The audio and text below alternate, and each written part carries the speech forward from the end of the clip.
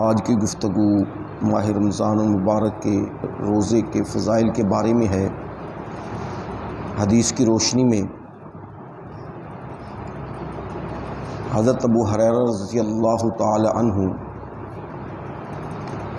آپ بیان فرماتے ہیں کہ نبی کریم صلی اللہ علیہ وسلم نے ارشاد فرمایا کہ جس نے حالت ایمان میں اور ثواب کی نیت سے لیلۃ القدر میں قیام کیا تو اس کے پچھلے گناہ معاف کر دیے جاتے ہیں، اور جس نے حالت ایمان میں اور ثواب کی نیت سے روزہ رکھا اس کے بھی پچھلے گناہ جو ہیں وہ بخش دیے جاتے ہیں۔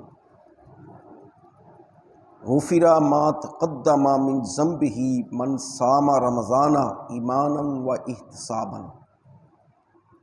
اسی طرح دوسری حدیث ہے غفر ما تقدم من ذنبہ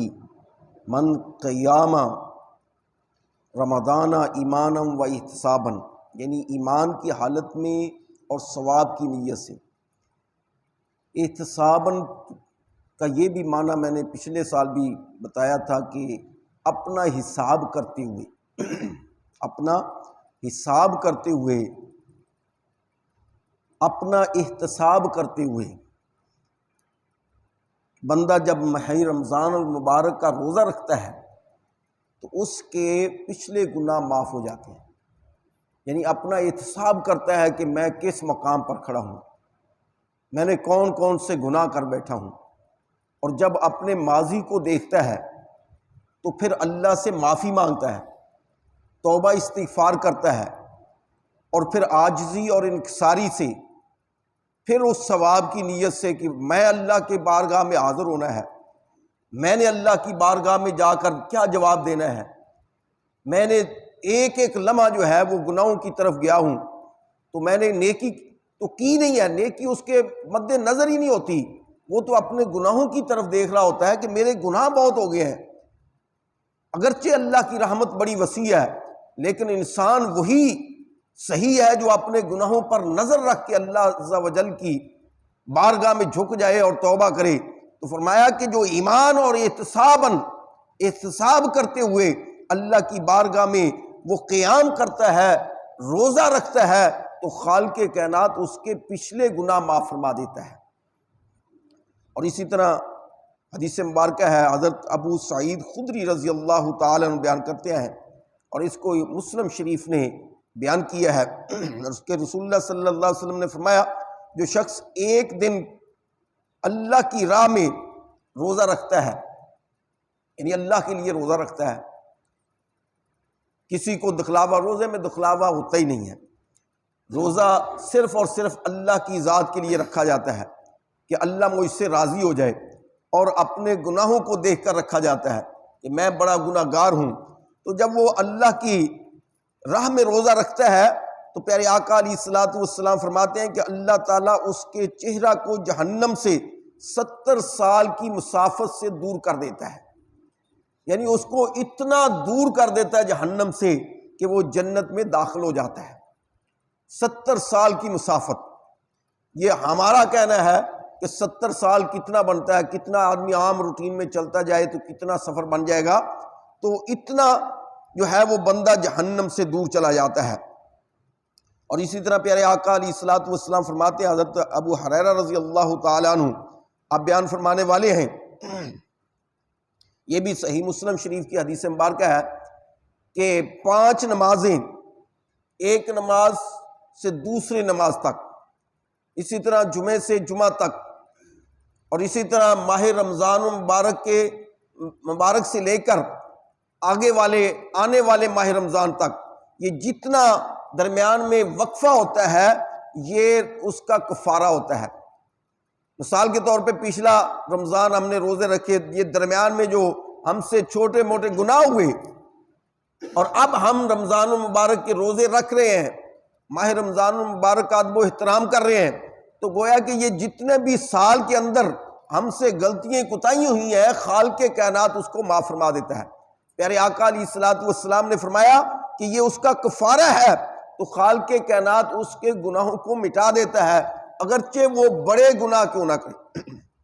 یہاں تک بھی ہے، اور ایک روایت میں ہے کہ وہ بڑے گناہ نہ کرے، چھوٹے گناہ اس کے معاف کر دیے جاتے ہیں۔ تو چھوٹے گناہ تو وضو کرنے سے بھی معاف ہو جاتے ہیں، جس طرح وہ وضو کرتا جاتا ہے اس کے اعضاء کے گناہ جو ہیں وہ جھڑتے جاتے ہیں۔ جب اللہ کی بارگاہ میں حاضر ہونے کے لیے بندہ وضو کرتا ہے، اپنے آپ کو صاف کرتا ہے کہ ہاتھوں کو میں صاف کر لوں، چہرے کو صاف کر لوں، پاؤں کو صاف کر لوں، جب وہ بندہ وضو کرتا ہے تو خالق کائنات اسی طرح اس کے گناہوں کو بھی مٹاتا چلا جاتا ہے، اگرچہ کہ اس کی نیت جو ہے وہ اللہ کی بارگاہ میں حاضر ہونے کی ہو۔ اور اسی طرح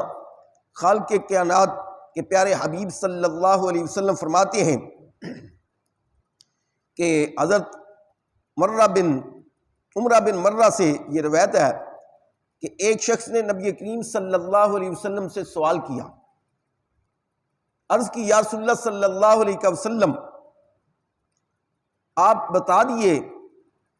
کہ اگر میں اللہ کو وحدہ لا شریک مانوں اور آپ کو اللہ کا رسول بھی مانوں،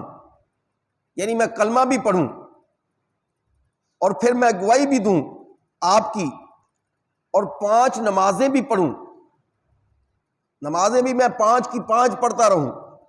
اور زکوٰۃ بھی ادا کروں، رمضان کے روزے بھی رکھوں اور راتوں کو قیام بھی کروں، تو میرا شمار جو ہے وہ کن لوگوں میں ہوگا؟ یہ صحابی رسول پوچھ رہے ہیں کہ اللہ کو وحدہ لا شریک بھی مانوں، آپ کے رسول ہونے کی گواہی بھی دوں، نمازیں بھی ادا کروں، زکوٰۃ بھی ادا کروں اپنے مال سے، ماہ رمضان المبارک کے روزے بھی رکھوں اور قیام بھی کروں، تو پھر میرا شمار جو ہے وہ کن لوگوں میں ہوگا؟ تو پیارے آقا علیہ الصلوۃ والسلام نے فرمایا کہ آپ کا شمار جو ہے وہ صدیقین میں ہوگا، سچوں میں ہوگا اور شہداء میں ہوگا۔ یہ حدیث مبارکہ کے الفاظ تھوڑے ہیں لیکن بڑی گہرائی ہے کہ ایک بندہ اللہ کی بارگاہ میں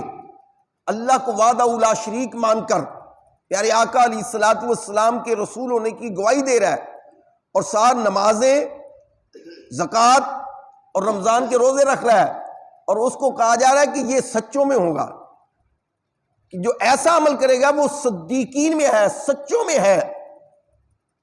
اور شہداء میں ہے۔ لیکن آج کل کیا ہوتا ہے، ادھر نمازیں بھی پڑھی جا رہی ہیں، کلمہ طیبہ بھی پڑھا جا رہا ہے، لیکن پھر جھوٹ ہے، پھر دھوکہ ہے، مال کو دھوکہ دے کر جھوٹ بول کر بیچا جا رہا ہے، تجارت جو ہے وہ جھوٹ بول کر کی جا رہی ہے۔ یہ 5 نمازیں بھی پڑھتا ہے، ساتھ جھوٹ بھی بولتا ہے، وہ ایمان والا صحیح نہیں ہے، اس کے ایمان میں ابھی کمی ہے، اس کے ایمان میں ابھی کوئی نقص ہے، وہ پورا ایمان والا نہیں ہے۔ تو ہم نے سوچنا ہے کہ ہم ایمان والے تب پورے ہو سکتے ہیں کہ جب ہم نمازیں بھی پڑھیں، جھوٹ بھی نہ بولیں، زکوٰۃ بھی ادا کریں، جھوٹ بھی نہ بولیں۔ مسلمان وہ ہوتا ہے جو نمازیں پڑھتا ہے، جھوٹ نہیں بولتا، زکوٰۃ ادا کرتا ہے، وہ جھوٹ نہیں بولتا، ماہ رمضان المبارک کے روزے رکھتا ہے، جھوٹ نہیں بولتا، اور قیام کرتا ہے، جھوٹ نہیں بولتا، جب بھی کسی سے بات کرتا ہے تو سچی کرتا ہے۔ تو فرمایا کہ وہی صحیح ایمان والا ہے اور وہ سچا ہے،